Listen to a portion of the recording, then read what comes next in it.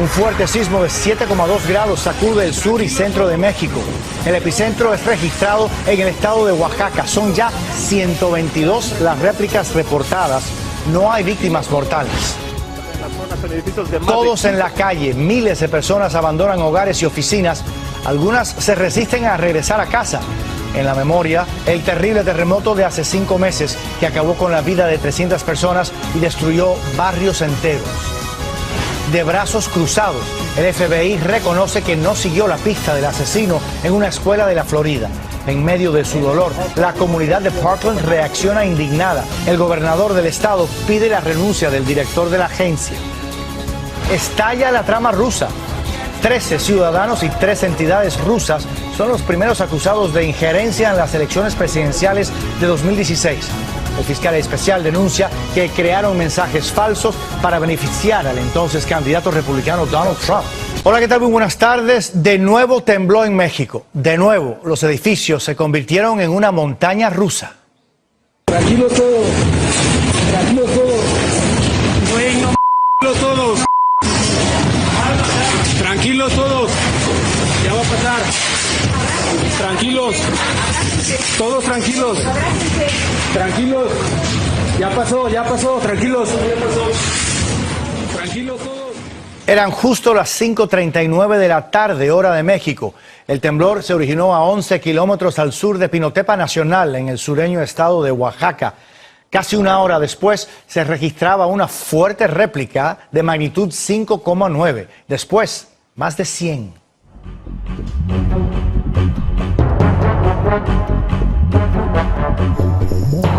El primer sismo también se sintió en partes de Guerrero, Michoacán y Jalisco. Las autoridades no han reportado víctimas, pero sí hubo bardas caídas y fachadas dañadas. Tan pronto se activó la alerta sísmica en la capital, evacuaron los edificios y oficinas. Raúl Torres se encuentra precisamente en la capital mexicana con lo último. Adelante, Raúl. Así es, José, a las 5:39 de la tarde se repitió la pesadilla, como ya lo has dicho. Sonaron las alertas sísmicas, sonaron las alertas también de los edificios. Comenzaron la evacuación de estos con mucho miedo, sobre todo por el recuerdo de la tragedia que se vivió aquí hace apenas 5 meses. Lo que sintieron fue doble. Primero por la sacudida de la tierra, después por el recuerdo de los terremotos de septiembre pasado. Estuvo bien feo. Nosotros trabajamos aquí en un edificio aquí adelante. ¿Y qué tal? Estuvo muy feo. Y es que un nuevo terremoto sacudió al país. Esta vez fue de 7.2 grados Richter, con epicentro en Pinotepa Nacional en Oaxaca, lugar que todavía no se recupera de la devastación de los terremotos de septiembre pasado. Aquí temían que la tragedia se repitiera. Creo que ahorita ya después del 19 de septiembre estábamos un poquito más preparados y ya todos salieron con más calma. La gente salió de edificios, escuelas y centros de trabajo, siguiendo los protocolos de seguridad.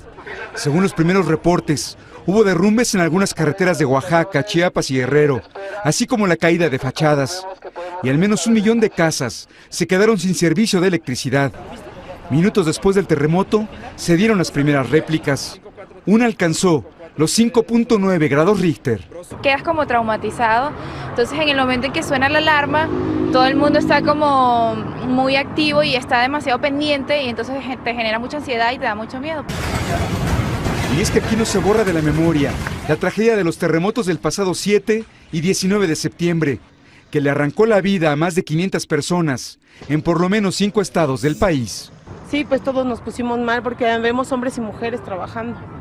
Y todos saben que en cualquier momento podría ocurrir otro terremoto. Y en este momento, José, el secretario de Gobernación, Alfonso Navarrete Prida, se dirige ya hacia Pinotepa Nacional justamente para ver cuál es la situación después de este terremoto. Y recordando que apenas en septiembre pasado ahí ocurrió una gran tragedia y como ya lo hemos dicho, hasta este momento no hay un reporte de víctimas fatales, José. Raúl, ha habido más de 100 réplicas, 5,9, una réplica significativa.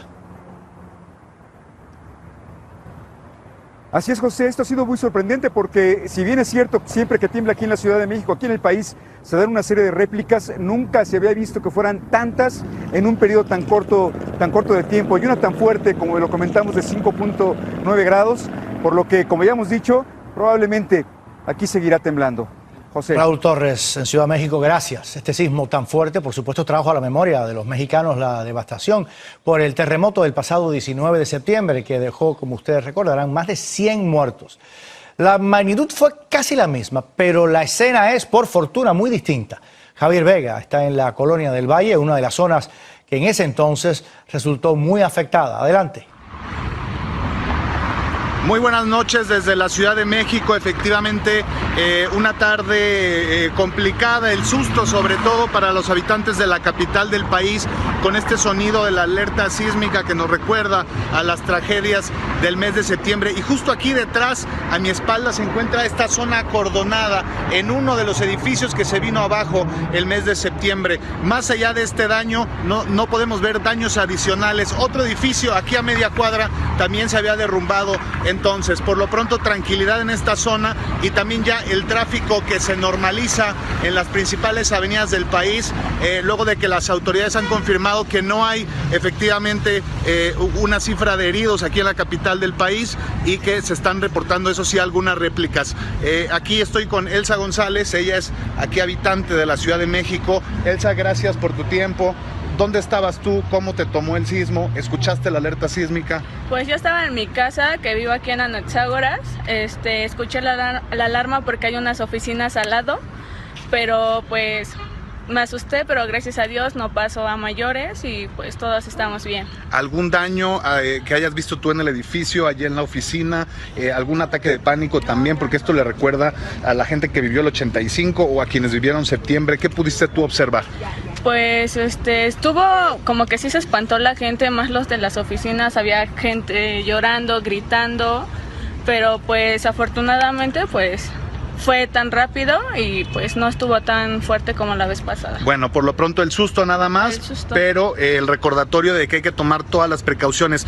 Gracias, Elsa González, por tu tiempo para Noticias Telemundo, muy amable. ¿De qué? Gracias, y así despedimos este reporte, por supuesto muy atentos a lo que ocurre en el estado de Oaxaca, que apenas se recuperaba de aquellos sismos y ahora volvió a ser epicentro.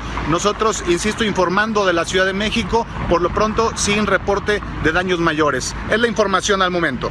Javier Vega, muchísimas gracias. Enseguida regresamos con más información sobre este sismo, pero ahora vamos con los funerales de las víctimas de la matanza en una escuela de Parkland, Florida. Este es el de Alisa Al-Hadef, la víctima mortal de menos edad. Tenía solo 14 años. Las escenas de dolor, sin embargo, se han multiplicado en otras iglesias, sinagogas y mezquitas que han acogido las ceremonias de despedida de las 17 personas asesinadas.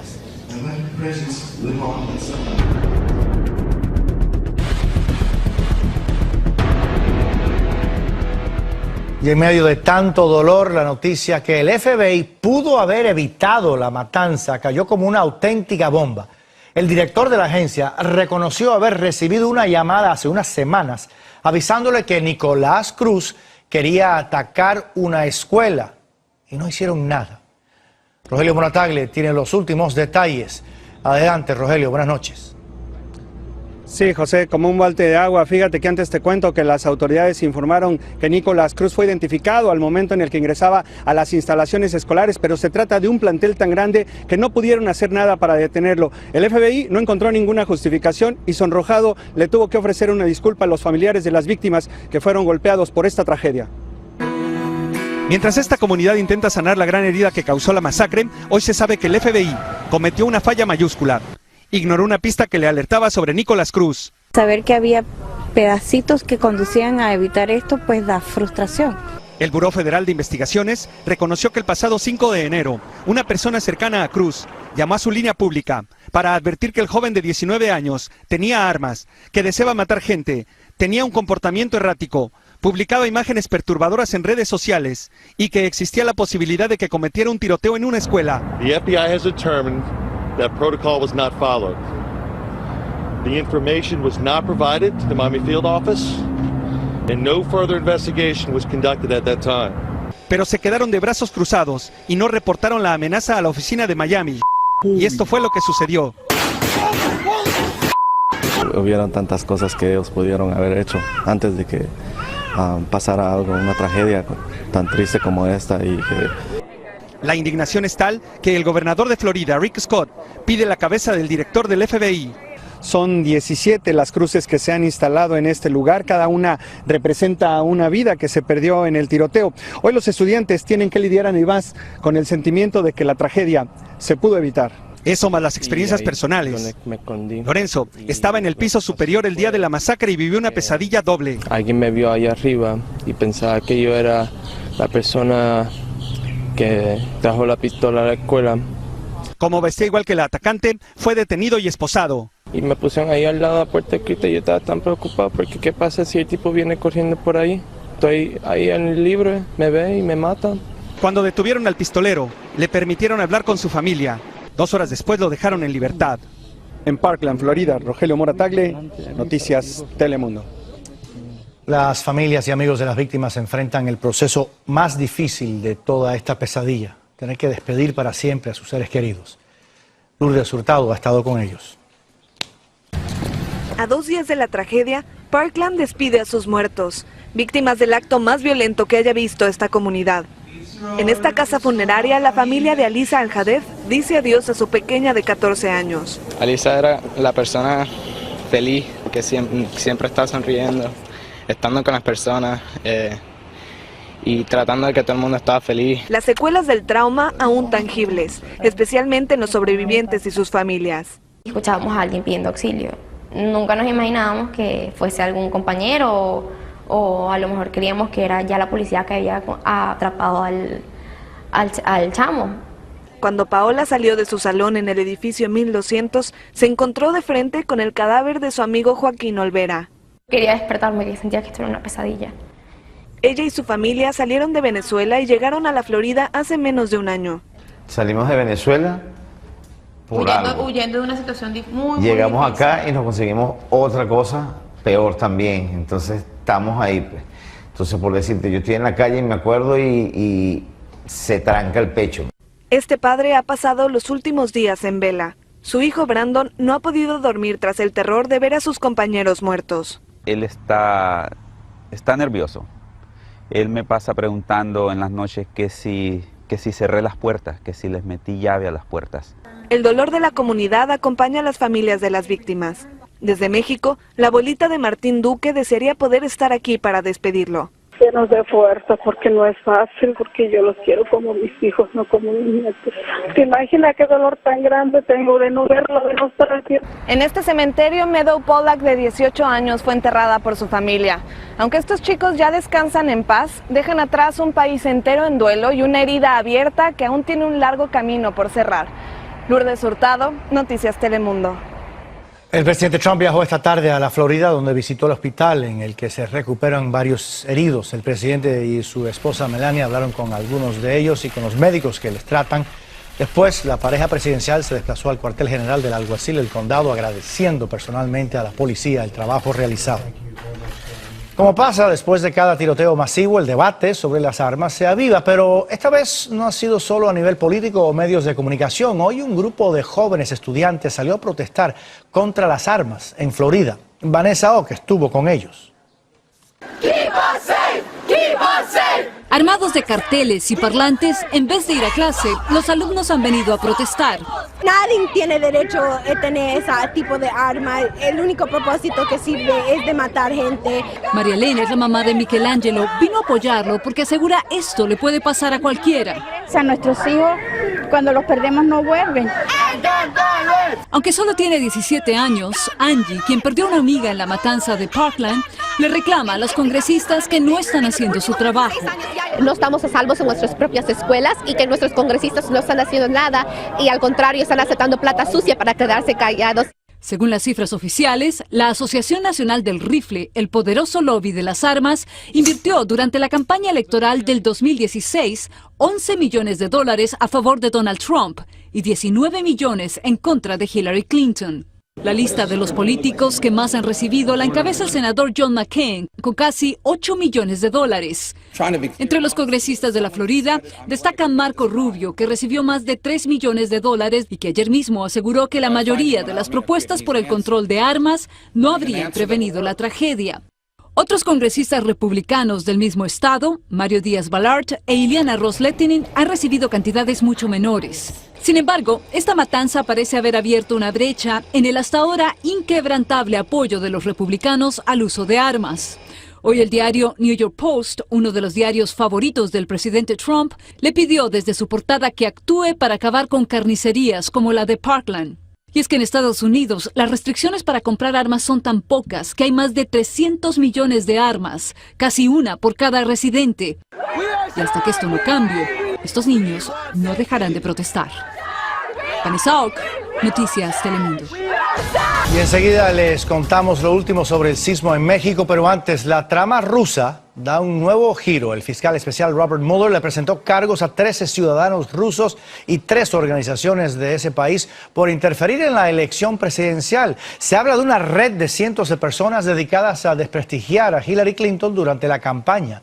El presidente Trump otra vez niega cualquier complicidad con Rusia. Lori Montenegro informa. La lista de cargos es larga y hace referencia a delitos muy graves, cometidos, según el fiscal especial, por 13 ciudadanos rusos, uno de ellos íntimo amigo del presidente Putin. Los acusa de injerencia electoral y de haber montado una verdadera fábrica de fake news o noticias falsas. De acuerdo con las acusaciones, la guerra de información comenzó en el 2014. Robaron la identidad de ciudadanos estadounidenses y se hicieron pasar por activistas políticos. Crearon cuentas en diferentes redes sociales a través de las cuales enviaron millones de mensajes y compraron de forma fraudulenta anuncios en diferentes páginas web para abogar por candidatos como Donald Trump y el demócrata Bernie Sanders, mientras denigraban a otros como Hillary Clinton y los senadores republicanos Ted Cruz y Marco Rubio. La meta, with the stated goal of spreading distrust, sembrar discordia en el sistema político, incluyendo las muy peleadas elecciones del 2016. Esto debe callar al presidente y dejarle bien claro de que los rusos sí se metieron acá. El mandatario ignoró las preguntas de la prensa sobre el asunto y, muy lejos de condenar al Kremlin, hoy en Twitter aseguró que las interferencias rusas son previas a que él aspirara a la presidencia y no impactaron en los resultados electorales. Pienso que va a haber mucho más y en los próximos meses veremos cómo la administración se pone un poquito más nervioso contra estas acusaciones. La pregunta ahora es si el mandatario dará pasos para castigar a Moscú. Y para otros, aún más importante, es si dejará de llamar la investigación rusa una casa de brujas. En Washington, Lori Montenegro, Noticias Telemundo. El juicio contra Joaquín El Chapo Guzmán en Nueva York comenzará el 5 de septiembre. La expectativa es inmensa por tratarse de uno de los narcotraficantes más poderosos y sanguinarios del mundo. A pesar de los graves cargos, su abogado le aseguró a Rebecca Smith que El Chapo no piensa colaborar con el gobierno de Estados Unidos. Hemos tenido ciertos inconvenientes en recibir los pagos por las condiciones de que el señor Guzmán está encarcelado. Tras las rejas, el Chapo Guzmán asegura está teniendo problemas tanto de salud como económicos. Asegura que no se puede comunicar con su familia para hacer llegar los fondos a su abogado, por lo que decidió a través del mismo enviar una carta al juez Brian Cogan alegando que bajo estas circunstancias es muy difícil preparar su defensa. Nosotros pactamos de que íbamos a hacer un número de pagos y casi se ha completado el primer pago, faltan 2 más de 3. En la misma carta, el capo denuncia que vive una tortura de 24 horas, sufre de dolores de cabeza diarios, vomita casi todos los días y le duelen los dientes. Le preguntamos directamente a la Fiscalía sobre las condiciones de salud de Guzmán Loera y nos respondió que por el momento no harán comentarios. Pero en corte, la parte acusatoria ha dejado en claro que las medidas de seguridad son necesarias por tratarse del capo de capos que está acusado de 17 cargos, entre ellos narcotráfico, posesión de armas de fuego y conspiración para matar. Tenemos este sketch de cómo es la sala de visita de donde está el Chapo Guzmán. Sí. ¿Me puedes decir dónde está el Chapo y dónde estás tú? Él está sentado en este lado, construyeron para poner un cajoncito que él pueda pasar documentos a nosotros o nosotros le podemos pasar documentos a él para no tener ese contacto, porque la Fiscalía argumentó de que él podía ser un peligro a nosotros, que no iba a tomar como rehén para poder escapar, que es una ridiculez. En la última audiencia, el Chapo dejó en claro que no quiere negociar con el gobierno y que quiere irse directo a juicio. En Nueva York, Rebecca Smith, Noticias Telemundo. Y ahora regresamos a México, que esta tarde fue sacudido por un fuerte terremoto de 7,2 grados. Víctor Silva se encuentra en Polanco, en Ciudad de México, con los últimos detalles. Víctor, adelante. Buenas tardes. Así es, me encuentro en el oriente de la Ciudad de México, en una de las colonias más transitadas, donde las personas están ya recuperando su habitualidad. Y pues aquí podemos encontrarnos. ¿Cuál es tu nombre? Miguel Hernández Romo. ¿Dónde viviste el temblor de hace rato? Estaba en mi casa, caray, estaba comiendo y de la nada se empieza a mover todo. Lo primero que pensé fue el sismo de septiembre, pero pues bueno, agarré mis cosas y me salí, no vaya a ser que vuelva a ser otro problema, como la vez pasada. Pero ya ahorita que todo regresó a la normalidad, ¿decidiste salir otra vez? Pues sí, voy a festejar el cumpleaños de mi novia, entonces ya que está tranquilo, decidí salir un poco más y ya caminar aquí en Polanco, que ya está todo tranquilo y está todo normal. Muchas gracias. Pues así es, la gente está recuperando sus actividades normales y de acuerdo a las autoridades que nos han informado, pues no se tiene reportes de alguna víctima mortal, solamente crisis nerviosas y una persona lesionada en una de las colonias aquí en la Ciudad de México. Hasta el momento, mi reporte. Víctor, muchísimas gracias. Y resumiendo, un fuerte terremoto 7,2 grados sacudió hoy el sur y centro de México, estremeciendo edificios y provocando pánico en las calles. Eran justo las 5:39 de la tarde. El epicentro se ubicó al sur de Pinotepa Nacional, en el sureño estado de Oaxaca. El movimiento se sintió en 10 estados del país. Según el servicio sismológico, tras el terremoto se sintieron unas 122 réplicas, la más fuerte, 5,9 grados, fuerte, ¿eh? Rápidamente se activaron los protocolos de seguridad. Se reportaron daños menores, como el colapso de la fachada de un edificio. En muchas zonas hubo cortes del servicio eléctrico, pero afortunadamente hasta el momento no se reportan pérdidas de vidas humanas. El movimiento telúrico disparó las alarmas, generó mucho temor en la población, sobre todo porque ocurre a solo 5 meses de ese poderoso terremoto del pasado mes de septiembre. 300 personas perdieron la vida en ese entonces. Gracias por el privilegio de su tiempo. Muy buenas noches.